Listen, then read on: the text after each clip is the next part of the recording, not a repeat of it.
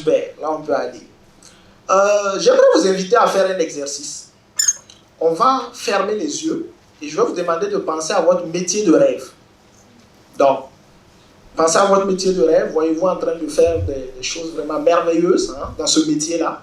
Et donc, allons-y, fermons les yeux. Fermons les yeux et pensez à votre métier de rêve. Pensez à toutes ces belles tâches que vous aurez exécutées chaque matin, l'impact que vous aurez eu, le succès que vous aurez eu. Soyez heureux, soyez joyeux. Je pense que c'est merveilleux. Super, on va rouvrir les yeux. C'est le pouvoir de la visualisation, c'est très intéressant. Et je vais demander, qui a pensé à l'agriculture? Levez la main.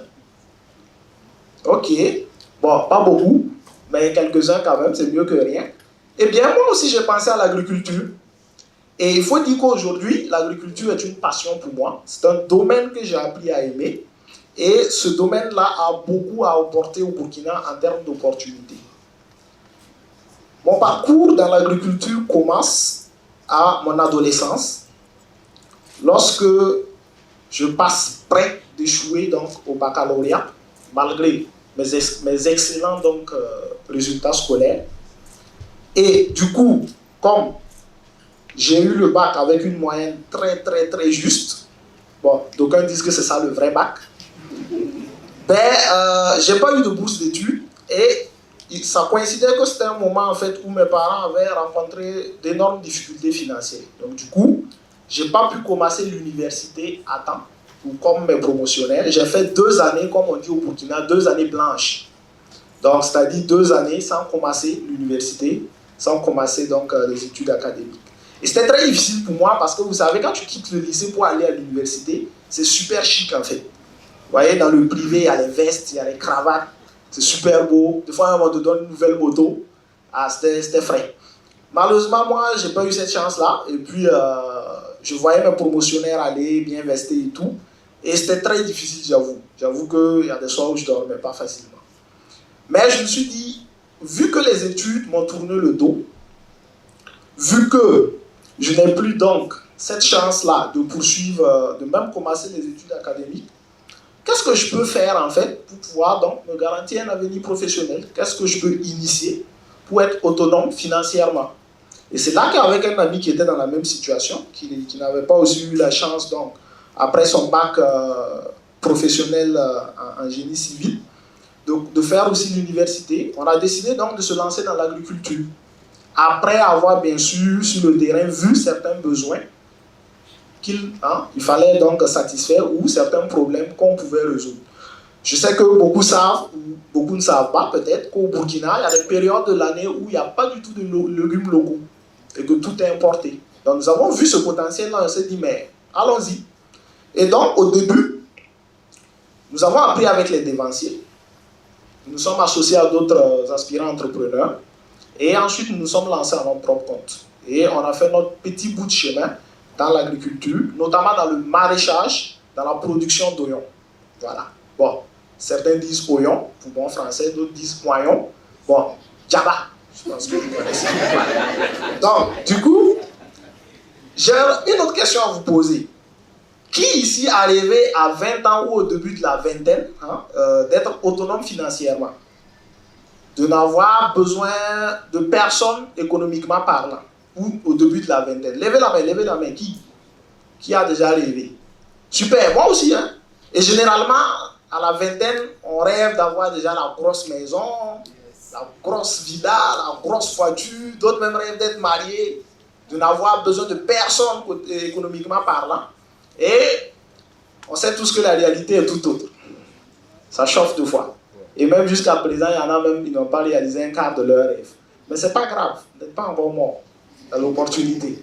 Et moi aussi j'ai rêvé de ça. Et ce qui est intéressant, c'est que l'agriculture m'a permis d'être donc autonome financièrement dans ma vingtaine, au début de ma vingtaine. Même si, bien sûr, voilà, bon, ça me fait mal de le dire, j'ai pas encore la grosse villa, la grosse voiture, mais ça va venir. Voilà, l'essentiel c'est que j'étais autonome. Et là, j'ai vu la capacité donc de l'agriculture au Burkina à rendre financièrement autonome donc les jeunes. Et il y a vraiment donc du potentiel. Et donc je disais que j'ai fait 2 années dans l'incapacité donc de débuter les études académiques. Et nous voyons aujourd'hui qu'il y a de milliers et des milliers de jeunes qui sont dans cette situation, qui sont en décrochage scolaire, qui sont en situation de chômage, en situation de sous-emploi, des diplômés comme des non-diplômés, et même plein de jeunes qui n'ont pas eu la chance vraiment même de faire des études.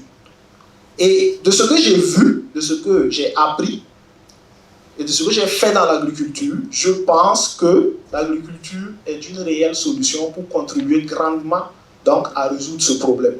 Parce qu'il y a un très gros potentiel à exploiter dans ce domaine-là.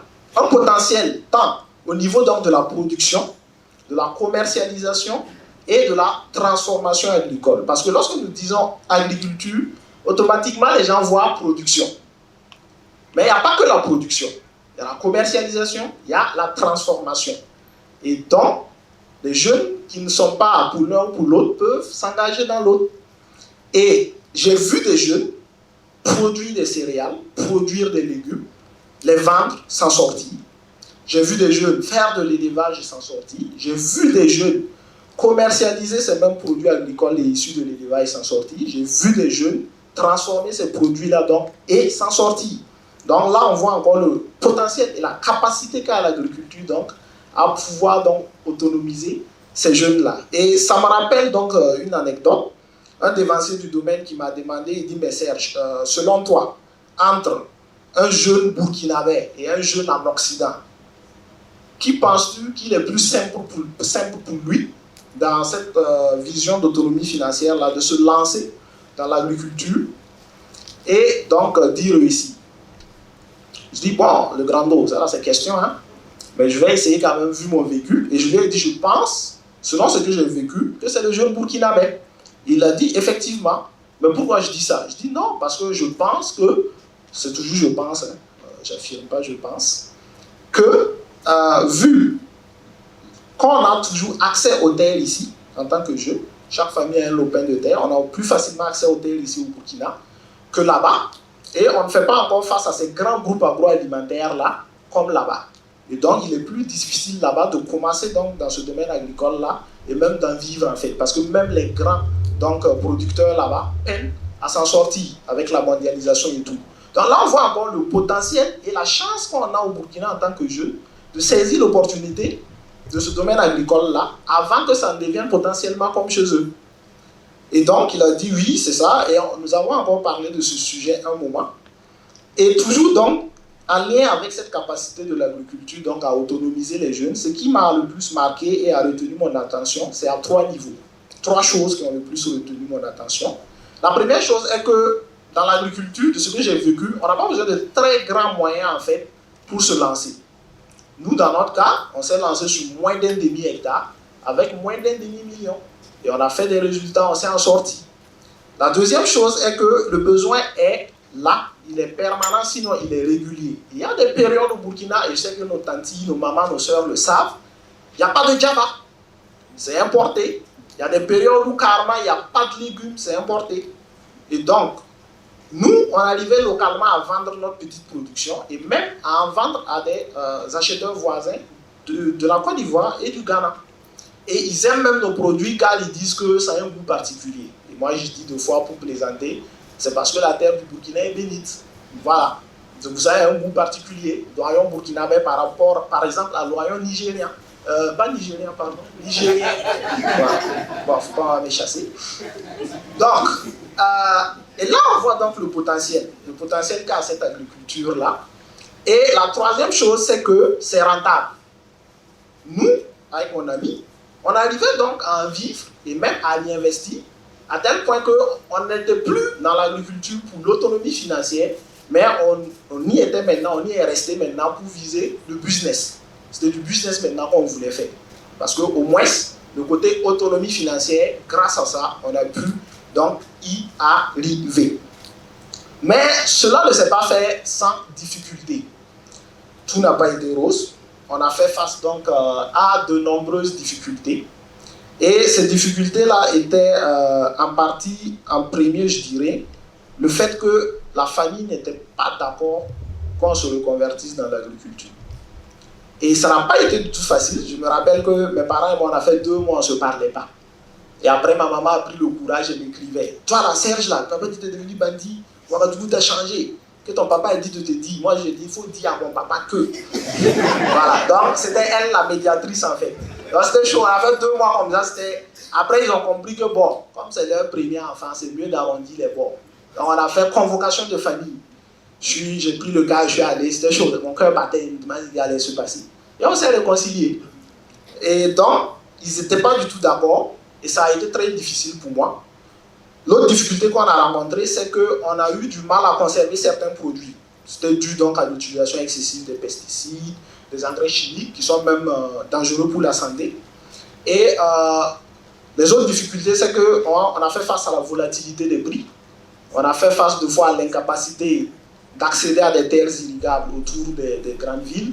On a fait face à l'incapacité d'avoir de la main-d'œuvre pour nous aider, vu que les jeunes ne sont même plus du tout intéressés par l'agriculture. On a fait face donc à la difficulté d'avoir du financement bancaire, vu qu'on est dans l'informel. On a fait face à beaucoup d'obstacles qui peuvent vraiment être des freins, en fait, pour les jeunes qui veulent se lancer dans ce domaine-là. Mais, grâce à la formation, grâce à la collaboration avec d'autres jeunes entrepreneurs, grâce au conseil des dévanciers, nous avons pu donc franchir ces obstacles-là, nous avons pu résoudre donc ces difficultés-là et continuer notre bout de chemin donc dans ce domaine-là. Et donc, tout ceci me fait dire que l'agriculture nourrit son homme. L'agriculture est une réelle chance pour tous ces jeunes au Burkina là, qui sont en situation de chômage, de sous-emploi, de décrochage scolaire, qui n'ont même pas eu la chance donc, de débuter les études académiques. L'agriculture a le potentiel de leur donner un projet professionnel stable et durable. L'agriculture peut les autonomiser financièrement. Si ces jeunes-là acceptent d'être la première main-d'œuvre de leur projet agricole, si ces jeunes-là acceptent d'aller sur le terrain où le besoin se ressent. Simon Comporé a dit que Ouagadougou, ce n'est pas pour tout le monde, on a voulu le terminer. Mais je suis d'accord avec lui. Pour nous jeunes, Ouagadougou, ce n'est pas pour tout le monde. Donc, si ces jeunes-là acceptent d'aller où il y a le besoin, de nous regarder ailleurs que les grandes villes, je pense qu'il y a un potentiel donc à saisir. Et j'ai vu des jeunes collaborer, et cette collaboration-là leur a permis de dépasser donc le stade de faire de l'agriculture pour l'autonomie financière, pour maintenant aujourd'hui viser la liberté financière. Et donc aussi c'est possible, on voit le potentiel. Et donc, on dit aujourd'hui que l'agriculture donc est repoussante donc, pour les jeunes. Elle est dite repoussante parce qu'elle est dite difficile, elle est dite salissante, mais c'est là qu'est le défi pour nous jeunes. Nous avons la possibilité donc de révolutionner ce domaine-là avec de nouvelles méthodes, de nouvelles technologies, notamment la culture sous serre, la culture hors sol, tout ce qui est introduction de motoculteurs, mini-tracteurs, de nouvelles technologies d'irrigation comme le goutte à goutte, le laser spray, l'aspersion, il y a tellement de choses à faire. Et donc, du coup, il y a un potentiel à saisir. Et donc, tout ceci pour vous dire que l'agriculture a un potentiel et qu'elle peut apporter. Je suis Diasso Serge, agripreneur depuis 2014 et accompagnateur d'entrepreneurs et d'aspirants entrepreneurs. Je vous remercie.